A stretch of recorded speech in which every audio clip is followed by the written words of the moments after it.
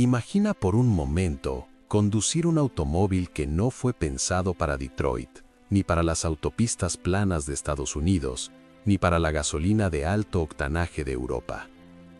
Imagina un auto diseñado específicamente para México, para sus montañas, para su altitud extrema, para sus carreteras irregulares y para el bolsillo real de una familia mexicana promedio. Un vehículo que no perdiera potencia a más de 2000 metros sobre el nivel del mar, que no se ahogara en ciudades como la Ciudad de México, Puebla o Toluca, que resistiera caminos reales, no ideales, y que además pudiera comprarse sin endeudar una vida entera.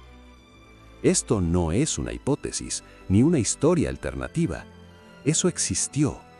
Durante más de una década, México tuvo una marca automotriz que no solo entendía el país, sino que lo llevaba incorporado en cada tornillo, en cada cilindro y en cada decisión de ingeniería.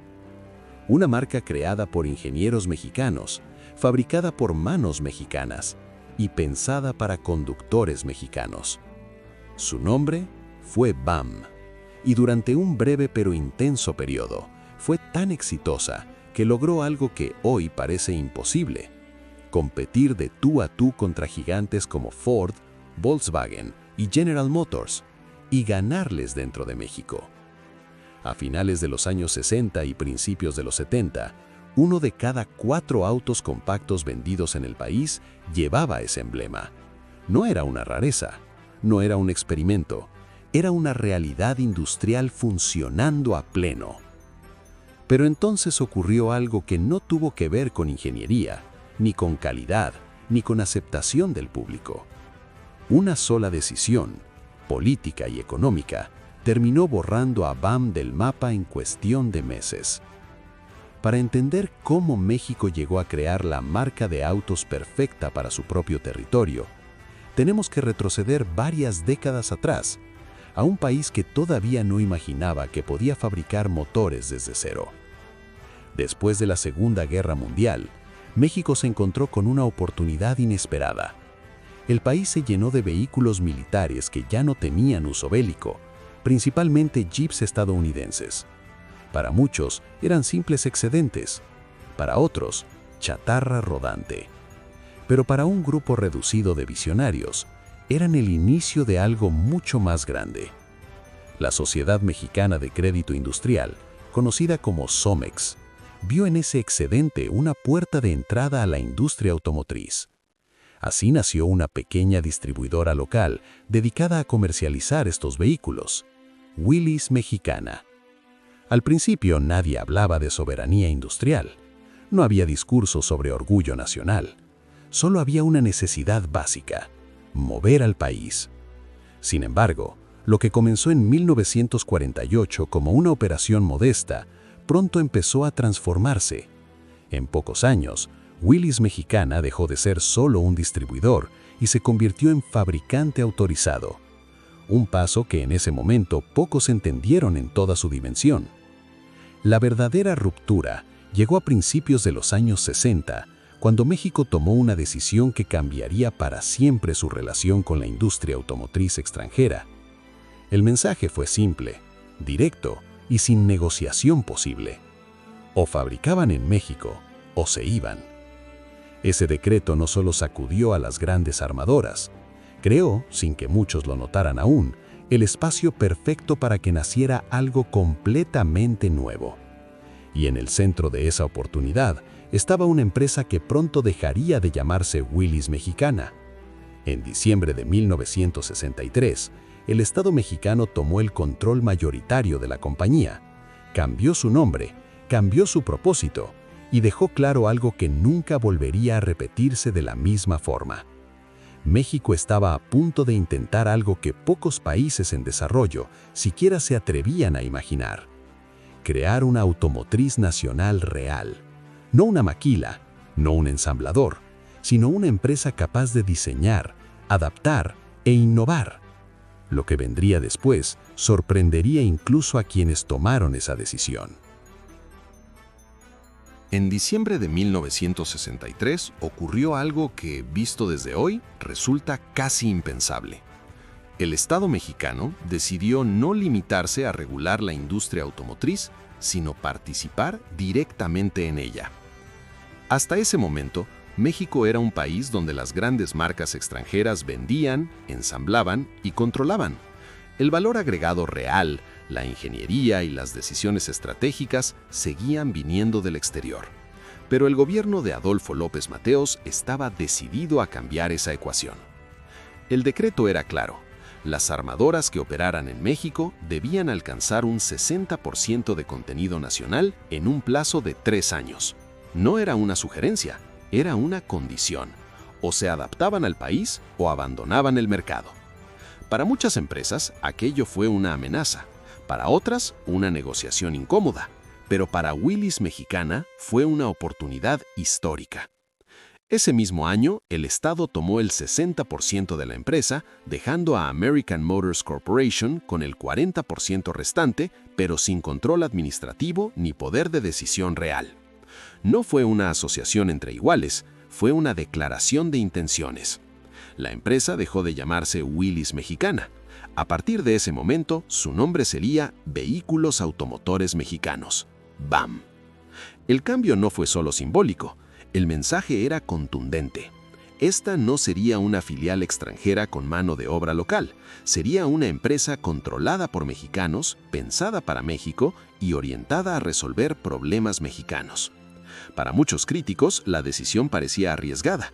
México no tenía tradición en diseño de motores, ni una cadena de proveedores suficientemente desarrollada, ni experiencia fabricando componentes complejos a gran escala.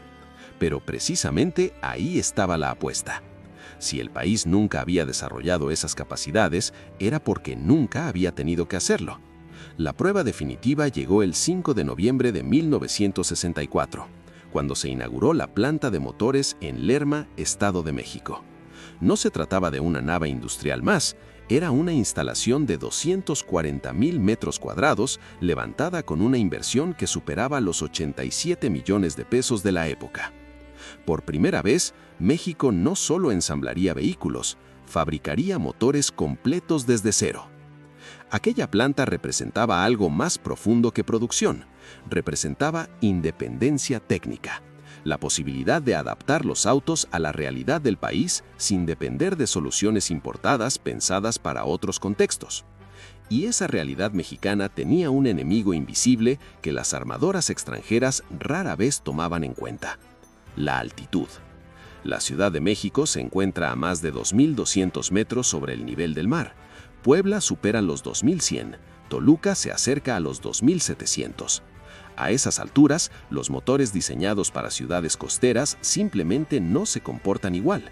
Pierden potencia, se vuelven ineficientes y exigen combustibles que México no siempre podía ofrecer. La gasolina nacional tenía bajo octanaje. Las carreteras no eran perfectas, las pendientes eran constantes. Los ingenieros de VAM entendieron algo que nadie más estaba dispuesto a admitir. No bastaba con importar tecnología, había que reinventarla.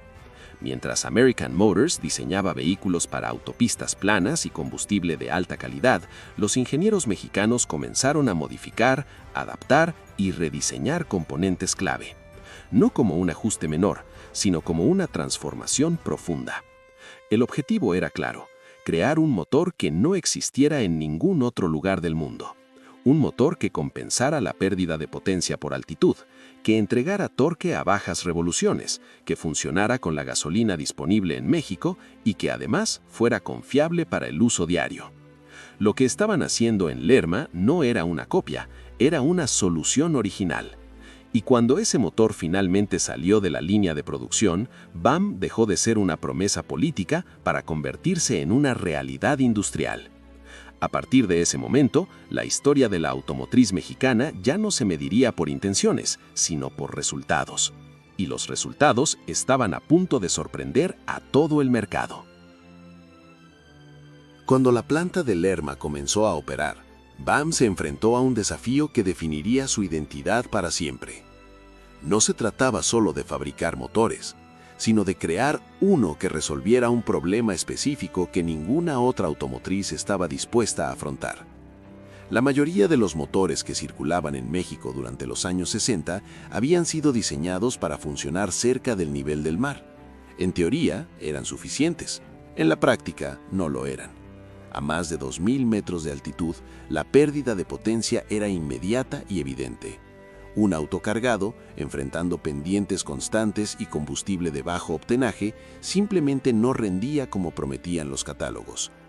Los ingenieros de BAM partieron de una base conocida, el bloque de 6 cilindros en línea de 258 pulgadas cúbicas de American Motors. Pero lejos de limitarse a ensamblarlo, decidieron transformarlo por completo. Aumentaron el diámetro de los cilindros en 0.16 pulgadas, una modificación que ningún otro mercado había solicitado ni aprobado. El resultado fue un motor de 282 pulgadas cúbicas equivalentes a 4.6 litros, que no existía en ningún otro país del mundo. No era una evolución menor, era una configuración exclusiva para México. Este motor entregaba 132 caballos de fuerza a 3.900 revoluciones por minuto y, más importante aún, 216 libras-pie de torque a solo 2.200 RPM. Esa cifra lo cambiaba todo. Mientras otros motores necesitaban girar alto para entregar fuerza, el motor mexicano empujaba desde abajo, compensando perfectamente la falta de oxígeno y la calidad del combustible. En términos simples, era un motor pensado para subir montañas, no para lucirse en autopistas planas. American Motors nunca produjo este propulsor fuera de México. No lo necesitaba. Sus mercados no lo exigían. Pero en BAM, este motor se convirtió en el corazón de una gama de vehículos que por primera vez se sentían verdaderamente adaptados al país. Uno de los primeros modelos en beneficiarse de esta ingeniería fue el Rambler American. Compacto, confiable y eficiente, ofrecía un equilibrio que pocas marcas lograban. No era un auto de lujo ni un deportivo extremo, pero hacía exactamente lo que prometía. Y eso, en un mercado cansado de soluciones a medias, marcó la diferencia. Para 1960, BAM ya contaba con 26 agencias distribuidas en todo el país. Las ventas, aunque modestas al inicio, comenzaron a crecer de forma constante. El público notaba algo distinto. Los autos no se sentían forzados, no sufrían en la altitud, no exigían combustible imposible de conseguir.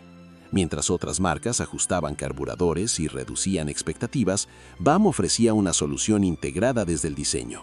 Y entonces llegó el momento en que la marca dejó de ser una alternativa racional para convertirse en una opción deseable. En 1968, BAM lanzó al mercado el modelo que la colocaría en el centro de todas las miradas, el American Javelin. Para muchos, fue el primer muscle car accesible para el público mexicano. Un vehículo que combinaba potencia, diseño y equipamiento en un paquete que, hasta ese momento, parecía reservado para mercados extranjeros. Pero una vez más, BAM no se limitó a ensamblar, lo mexicanizó. Los interiores fueron rediseñados por completo. Los motores recibieron ajustes específicos. Los acabados eran exclusivos del mercado nacional.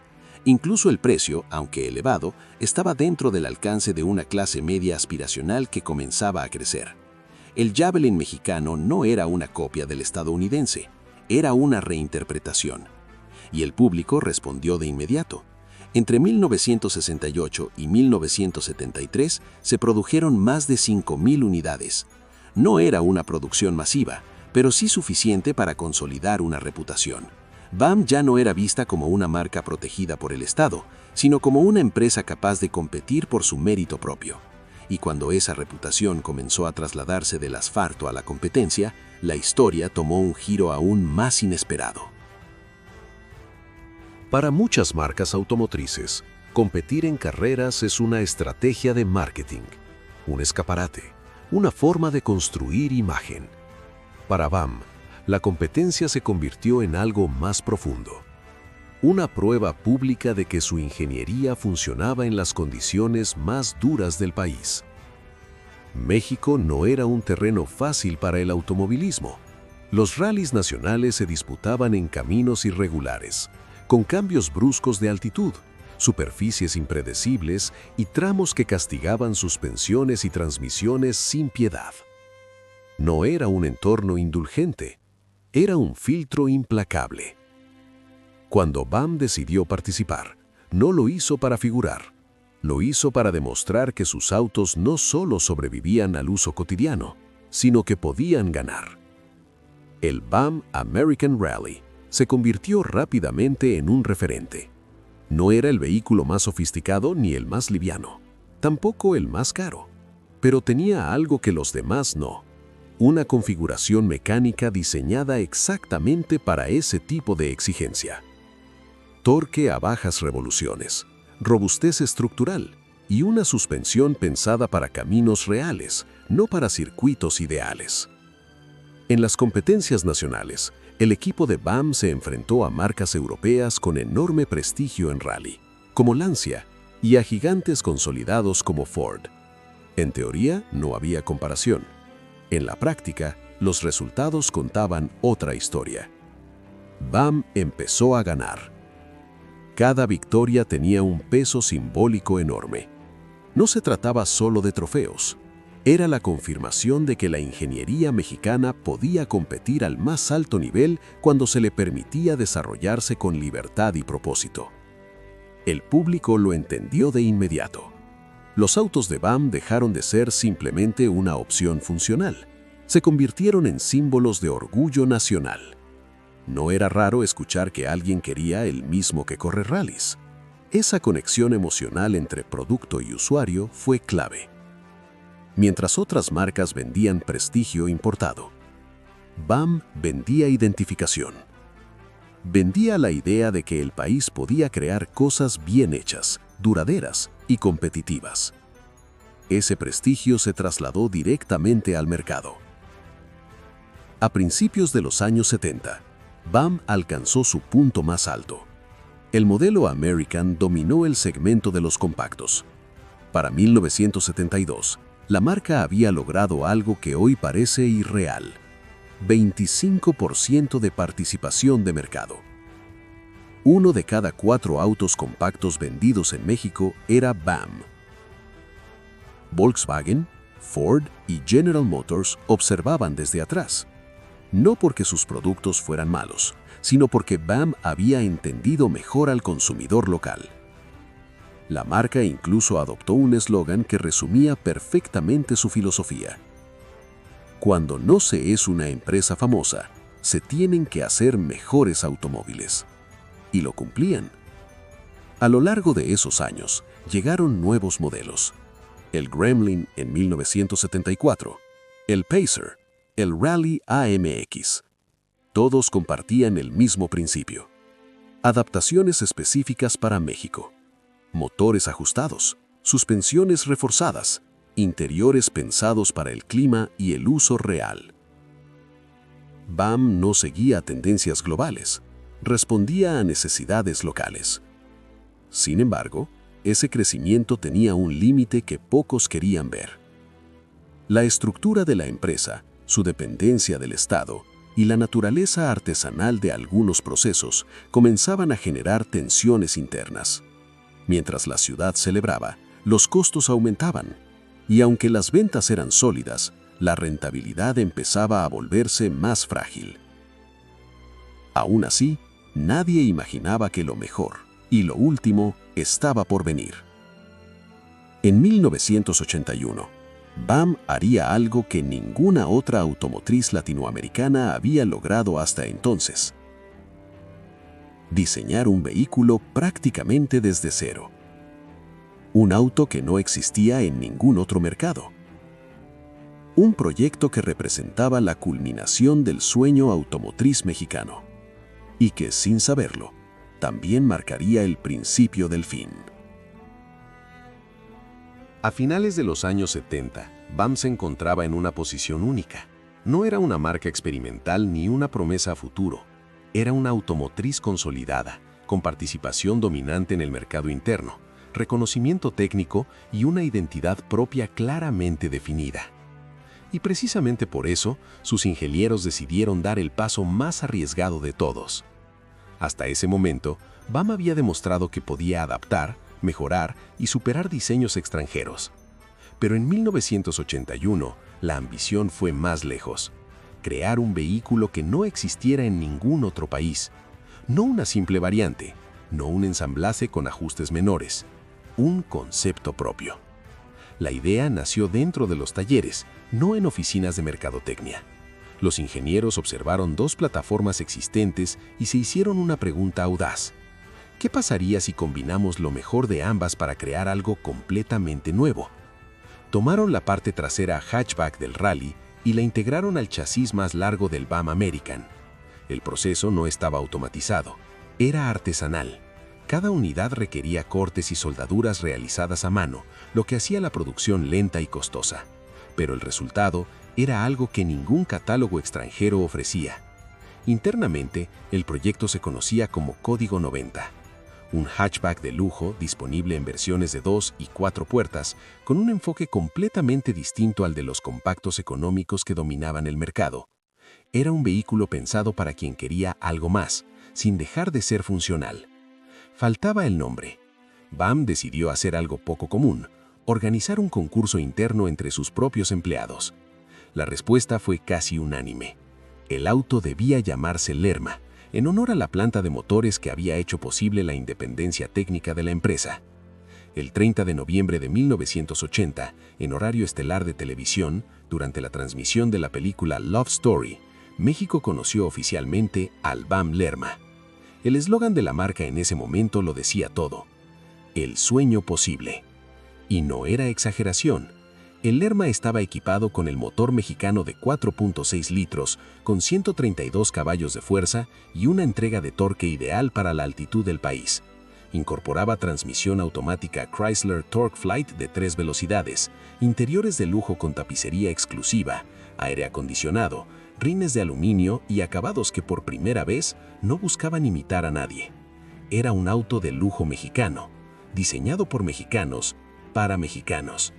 Durante su primer año, se vendieron 1,853 unidades. No eran cifras masivas, pero sí respetables para un vehículo completamente nuevo, producido de manera artesanal y posicionado en un segmento superior. El Lerma incluso tuvo un momento de proyección internacional. Años después, apareció en la película francesa L'Opération Corned Beef, compartiendo escena con el actor Jean Reno. Un detalle menor, quizá, pero simbólico. Un auto mexicano apareciendo en el cine europeo. Entre 1960 y 1983, BAM produjo un total de 272.366 vehículos en su planta de Vallejo. Cada uno representaba empleos locales, conocimiento acumulado y una reducción real de la dependencia extranjera. México había demostrado que podía hacer algo más que ensamblar. Podía diseñar, podía innovar, podía competir. Pero mientras el Lerma encarnaba el punto más alto del orgullo automotriz nacional, el país comenzaba a caminar hacia una de las crisis económicas más devastadoras de su historia. Y esa crisis no haría excepciones. El sueño posible estaba a punto de enfrentarse a una realidad imposible de ignorar. Mientras el BAM Lerma comenzaba a circular por las calles como símbolo de lo que México era capaz de construir, el país entero se aproximaba silenciosamente a un abismo económico. No fue una caída repentina, fue una acumulación de decisiones, apuestas mal calculadas y una confianza excesiva en que el dinero del petróleo sostendría todo indefinidamente.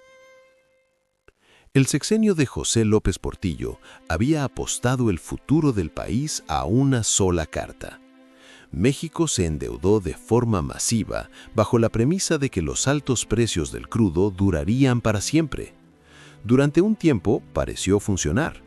El gasto público creció, los proyectos se multiplicaron y la sensación de bonanza ocultó fragilidades profundas. Pero cuando el precio del petróleo cayó, la realidad golpeó sin piedad. El 18 de febrero de 1982, el peso mexicano colapsó. En un solo día, el tipo de cambio pasó de 26.81 a 37.55 pesos por dólar, una devaluación cercana al 40% de la noche a la mañana. Para agosto de ese mismo año, el dólar alcanzaba los 48.79 pesos. La devaluación acumulada superó el 80%. Las cifras eran devastadoras. Las consecuencias, inmediatas. Las empresas con deudas en dólares vieron cómo sus obligaciones se multiplicaban de un día para otro. El crédito desapareció, el consumo se desplomó. Comprar un automóvil dejó de ser una prioridad posible para la mayoría de las familias. El mercado automotriz se derrumbó. Para BAM, el golpe fue doble. La empresa era propiedad mayoritaria de Somex, la Sociedad Mexicana de Crédito Industrial, y Somex estaba técnicamente quebrada. La devaluación había vuelto impagables sus compromisos financieros. Sin liquidez, sin crédito y sin un mercado capaz de absorber la producción, la situación se volvió insostenible. A mediados de 1982, BAM se declaró en suspensión de pagos. Las líneas de producción se detuvieron. Miles de trabajadores quedaron sin empleo. Los concesionarios comenzaron a cerrar uno tras otro. El sueño automotriz mexicano no se apagó lentamente, se estaba muriendo en tiempo real. Y aún así, dentro de la empresa no todos se rindieron. Mientras las decisiones financieras se tomaban en oficinas gubernamentales, los ingenieros de BAM seguían trabajando. Estaban adaptando el motor mexicano de 6 cilindros a un nuevo proyecto que American Motors planeaba lanzar en 1983, la Jeep Cherokee XJ. El trabajo fue tan sólido que impresionó a los ingenieros estadounidenses. Parte de ese desarrollo terminaría influyendo en la Cherokee que el mundo conocería después. Irónicamente, cuando la ingeniería mexicana finalmente era reconocida a nivel internacional, la empresa que la había creado ya no tenía salvación. En septiembre de 1982 llegó el golpe final. El gobierno nacionalizó la banca e impuso control de cambios. El sistema financiero quedó paralizado. Cualquier posibilidad de rescate interno se volvió prácticamente imposible. Pero lo que ocurrió después fue lo que selló definitivamente el destino de BAM. En lugar de rescatar a la automotriz nacional, el Estado tomó una decisión que aún hoy genera debate: no salvarla. Lo que siguió no fue una reestructuración, ni un plan de supervivencia. Fue una renuncia silenciosa a un proyecto estratégico. Y esa decisión cambiaría para siempre el rumbo de la industria automotriz mexicana. En 1983 ocurrió algo que, incluso en medio del colapso económico, pocos esperaban. El gobierno mexicano tomó una decisión que marcaría el final definitivo de BAM y con ello de cualquier intento serio por mantener una automotriz nacional independiente. El Estado no rescató a BAM. En su lugar hizo algo aún más difícil de explicar con el paso del tiempo. Le pagó a una empresa extranjera para que se quedara con ella. México desembolsó aproximadamente $200 millones para que Renault adquiriera BAM y asumiera sus deudas. Sí, el país que había invertido décadas en construir una industria automotriz propia terminó pagando para entregarla. Renault llegó con la intención de aprovechar la infraestructura existente. Las plantas, la mano de obra y parte del conocimiento seguían ahí. Durante un breve periodo, intentó mantener la producción con los últimos vehículos disponibles en inventario. En febrero de 1984 se vendieron los últimos Rambler mexicanos, 411 unidades fabricadas en 1983, modelos básicos, versiones austeras, restos de una gama que alguna vez había dominado el mercado. Con eso se cerró oficialmente una era. Renault comenzó a producir modelos europeos en las antiguas instalaciones de BAM, el Alliance, el Encore. Técnicamente la fábrica seguía funcionando, pero algo esencial había desaparecido. Ya no había adaptación local profunda, ya no había ingeniería pensada para la altitud, para las carreteras mexicanas, para el combustible disponible. El corazón del proyecto había sido reemplazado. La magia se perdió. Para 1987, Renault también abandonó México. vendió su participación a Chrysler y con ello desapareció el último vestigio operativo de BAM. La empresa dejó de existir no por falta de talento, ni por rechazo del mercado, sino por una decisión tomada en un contexto de crisis extrema. Hoy, el gobierno mexicano aún conserva los derechos sobre la marca y el nombre BAM. Legalmente podría resucitarse. En la práctica, nunca volvió a intentarse. La pregunta inevitable es, ¿qué se perdió realmente? México perdió una automotriz que entendía su territorio mejor que cualquier multinacional. Perdió motores diseñados específicamente para ciudades a más de 2.000 metros de altura. Perdió una cadena de ingenieros capaces de innovar, no solo de ensamblar. Perdió la posibilidad de competir con identidad propia en una industria dominada por intereses externos. Mucho antes de que existieran proyectos como Mastretta, Bull o Sacua, BAM ya había demostrado que el país podía fabricar autos completos, no solo piezas, no solo carrocerías, autos diseñados, probados y mejorados en México. Algunos argumentan que BAM no era viable, que sus costos eran demasiado altos, que procesos artesanales como los de Lerman no podían competir contra la producción en masa global. Tal vez tengan razón, pero esa discusión nunca se resolvió en condiciones normales. Se decidió en medio de una crisis, bajo presión y con prioridades que iban más allá de la industria automotriz. Estados Unidos rescató a Chrysler en esa misma época. México decidió no hacerlo con BAM. Y esa diferencia explica muchas cosas. Porque cuando un país deja caer un proyecto estratégico, no solo pierde una empresa, pierde experiencia acumulada, conocimiento técnico y confianza en su propia capacidad de crear. Todo eso quedó enterrado bajo una decisión tomada en 1983, pero su significado no terminó ahí. Hoy, cuando ves un BAM American circulando como auto clásico en alguna calle mexicana, no estás viendo solo un vehículo antiguo, estás viendo un recuerdo incómodo. Una prueba tangible de que, durante un breve momento, México no solo ensambló autos, los diseñó, los entendió y los dominó. BAM no fue una curiosidad histórica, no fue una marca marginal, no fue un experimento fallido. Fue una automotriz que llegó a dominar el mercado interno, que derrotó a gigantes extranjeros en su propio territorio y que desarrolló motores únicos en el mundo para resolver problemas que nadie más quiso enfrentar. Altitud, combustible, caminos reales. BAM nació de la necesidad, no del marketing. Por eso su historia duele. Porque BAM no murió por falta de clientes, no murió por mala ingeniería, no murió porque sus autos fueran inferiores. Murió porque la economía mexicana colapsó. Y cuando llegó el momento de elegir, las autoridades eligieron el camino más rápido, no el más estratégico. La crisis de 1982 destruyó miles de empresas. BAM fue una de ellas, pero a diferencia de muchas otras, BAM representaba algo más grande que su balance financiero. Representaba soberanía industrial, conocimiento acumulado y una generación de ingenieros capaces de innovar en condiciones adversas. Si BAM hubiera sobrevivido, México habría llegado a los años 90 con una base técnica sólida. Tal vez hoy existiría una marca mexicana compitiendo a nivel global. Tal vez no, nunca lo sabremos, porque esa apuesta se canceló antes de poder evolucionar. Estados Unidos protegió a Chrysler, Europa protegió a sus automotrices, México dejó caer la suya. Y esa decisión marcó una diferencia que todavía se siente.